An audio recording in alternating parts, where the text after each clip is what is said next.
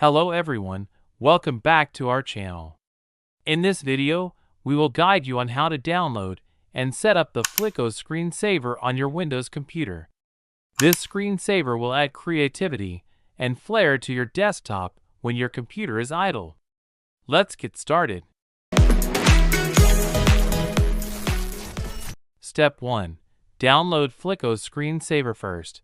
Open your web browser and search for Flicklo. Click on the first website that appears. Once the website is open, click on the screensaver option.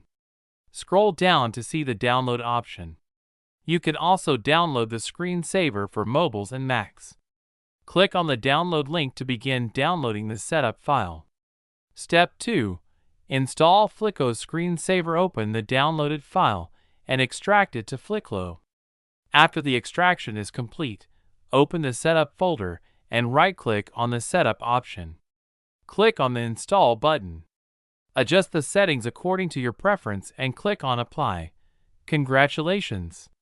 You have successfully downloaded, installed, and set up Flicklo screensaver on your Windows computer. Thank you for watching. Don't forget to like, share, and subscribe to our channel for more tutorials and tech tips. See you next time.